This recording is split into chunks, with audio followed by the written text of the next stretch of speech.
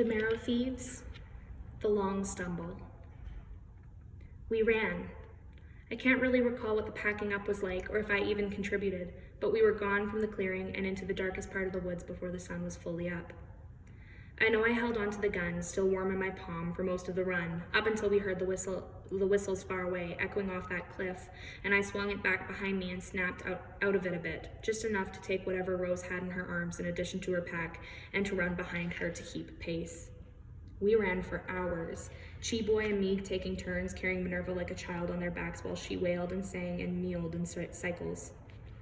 We zigged and we zagged, and when he wasn't packing our distraught elder, Chi-Boy was off leaving false trail leads for any potential followers, his arms held close with duct tape since there was no time to properly stitch it up. By evening, we were exhausted. We'd run and mourned for hours, each one of us crying out when the image of Riri came to mind. Riri in one shiny pink boot, dropping off the edge of the rock, held to the body of her would-be kidnapper by the iron bar of his arms. Instead of a captor, he became her anchor, dragging her all the way to the bottom. Camp that night was 2 tents thrown up hastily in the middle of a dense bush, with the spring bugs newly awake buzzing at the tears we hadn't had time to repair.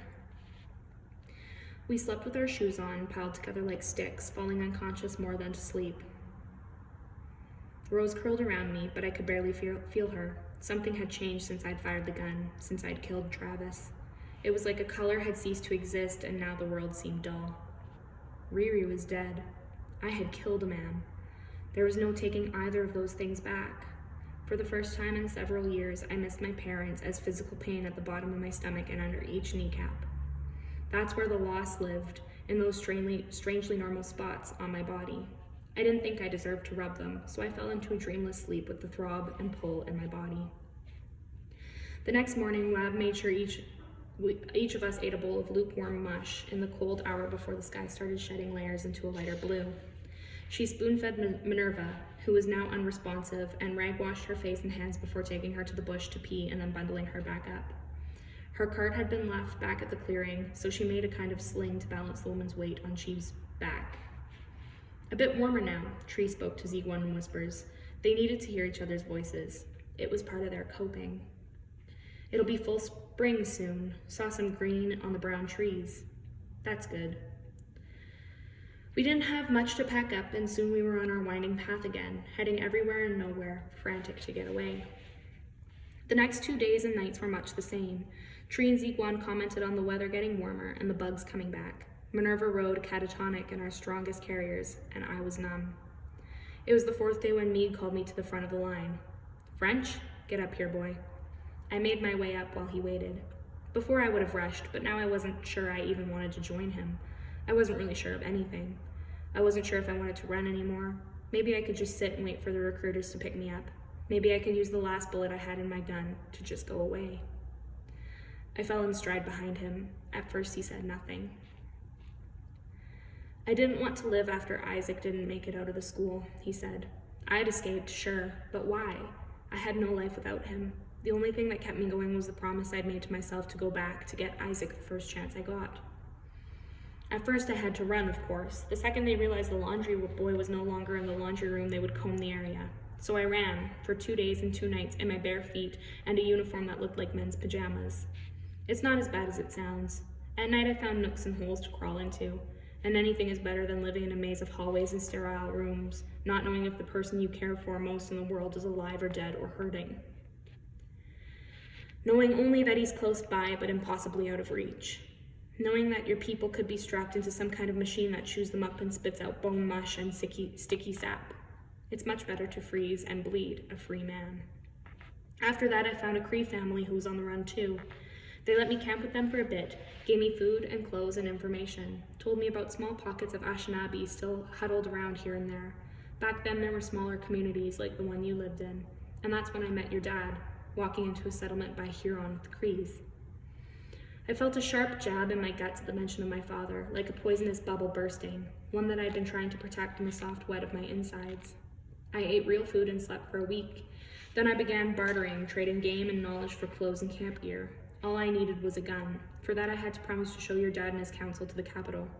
They had this crazy notion that there was goodness left, that someone somewhere would see just how insane this whole thing was, that they could dialogue, that they could just explain the system had to die and a new one be built in its place. Like that wasn't scarier to those still in the system than all the dreamlessness and desert wastelands in the world. I brought them to the borderlands and drew the final roads in. I couldn't walk all the way in with them. I was a fugitive from the school and I needed to get back. I still had to find Isaac. So your dad, he took my hand, gave me the rifle, and walked away. I remember the way my mother had changed when Dad didn't return. Her skin turned to paper, and on it was written all the worries that ever crossed her mind and heart. I saw his back walking away from Meegwans, out of the safety of the wood and into the unknown of the city, and I knew he wouldn't have gone if it hadn't been driven by his love for us, me and Mitch. I was listening with every cell, desperate to pick up a new piece of information or add a new color to the picture that was my father's last days. Of course, Meek had told me this story before, more than once when I bugged him, but it always ended right here. This time he continued. After that day, I walked back to the school. It took about 11 days, and every hour of those 11 days I imagined what I would do when I got there. There were murder fantasies and romantic reunions. I imagined snapping necks and then pushing up my bay and running into the woods. Of course, it was all bullshit. When I got to the tree where the trees thinned and forced into a meadow devoid of grass, the air empty of birds, I could barely keep myself from pissing my pants, so I sat down. What? I just sat. I sat there for 2 days, watching the windowless walls. For what? I'm not sure. I wasn't sure of anything. I didn't even cry. I just sat. I knew damn well there was no way in and not even a window to break in through. What was I going to do? It was a suicide mission that wouldn't get me any closer to Isaac than I was sitting in the woods. The morning of the third day, a pickup truck rumbled past me. I waited near the fence gate for it to leave again and jumped in the back, squeezing in between 2 piles of wooden crates under a blue tarp. I rode along for hours until it stopped on the side of the road and the driver got out to relieve himself. When he was finished zipping up, I snuck up behind him and put the gun to his spine. He raised his hands in the air. Oh shit, what do you want? Take the truck. Keys are in the ignition. I don't want the damn truck. I want into the school, and I know you can get me there. He turned then, curiosity getting the better of fear. He took in my appearance, from my shaved head to the gun I held already steady in my grip. Dude, what do you want to get into the school for? You're an Indian. Indians go there to die. What do you mean? Indians go there to get harvested. He shrugged his shoulders and chuckled without mirth. What do you think harvesting is? They work them, I mean you, until there's enough demand built up, and then they hook you up, and game over, man. It's done. I punched him in the gut, a cheap shot, so angry I couldn't hold it in. The air rushed out of him and he fell to a knee in his own piss. Where are they? Where in the godforsaken building are the people? It took him a moment to catch his breath. I wound up to kick him in his side before he put up a hand to stop me. Gone. What do you mean gone? Where the hell are they? I did kick him. He fell to his side, held both arms up in front to protect his head. They're gone. There's no one there now. Last group was used up. They're waiting on new recruits. He yelled it at me from behind his arms. I paced in a small circle, hands on the back of my head, gun clattering against my skull, then reeled back to the driver, who was still in his defense girl, eyes closed. I don't believe you. He pointed to the truck. Check the back. I kicked at his legs, just grazing his shin. Don't get smart with me, asshole. Dude, just look in the back. That's the last of them. I looked behind me at the truck, then back to the prone man. Don't move. He lifted both hands in the air in a gesture of surrender and stayed on the ground. Keeping the gun pointed in his direction, I walked back to the truck and lifted up the side of the tarp. Just crates. I yanked it off completely and still only crates. I took 2 steps towards the man before he called out, "Look in the boxes, man, the boxes." I pulled the crate off the top of a stack and dropped it by my feet. I yanked the top off, the nails gave way. Inside there were rows of glass tubes held in a metal rack and cushioned by plastic wrap. What the? I took one out. It was a frosted test tube with a shadow of liquid inside, a thick, viscous liquid that was neither cool nor warm. I turned the tube and on one side, there was a paper label. 67451B, 23-year-old male, Ottawa Micmac. I grabbed another, 46522Y, 64-year-old female, Métis. No. 67781F, 15-year-old male, Inuit. No. 66542G, 41-year-old male, Euro Cree. I didn't consider. I walked back to the driver and started shooting. It wasn't even his fault. He was just a cog in the system. Now that he didn't know what was going on, but still. We had slowed down. The sun was setting. Meek motioned for She-Boy to go ahead and scout the next campfire, then continued.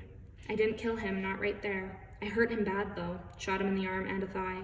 He was bleeding pretty bad and crying. He cried hardest when I drove away with his truck, leaving him there all alone. That was the worst part. He pleaded with me to take him, but I was deaf to him then. Not that I wouldn't hear him clearly later when I tried to sleep. I loaded the crate in the back and just drove away with them all, knowing leaving the driver meant he would die slowly and without dignity there on the side of the road. What did you do with it, with the dream stuff? I couldn't help myself. I had to ask. I was too late to save Isaac, so I took too long. I had to live with that, but I couldn't live with the people being served up like club sandwiches to the dreamless, so I tried to take them home. I drove to the lake, one of the last ones I knew still held fish. Got as close as I could from the road and then trekked back and forth one box at a time. Then I camped there for 4 days. I sang each of them home when I poured them out. It rained, a real good one too, so I know they made it back. She-Boy looped back and guided us to a swatch of even ground under a ridge of a thick pine where we'd spent the night. The group started unloading.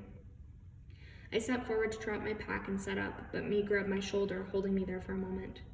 Thing is, French, sometimes you do things you wouldn't do in any other time and place. Sometimes the path in front of you alters. Sometimes it goes through some pretty dark territory. Just make sure it doesn't change the intent of the trip. He put his right hand to the center of my chest. As long as the intent is good, nothing else matters. Not in these days, son.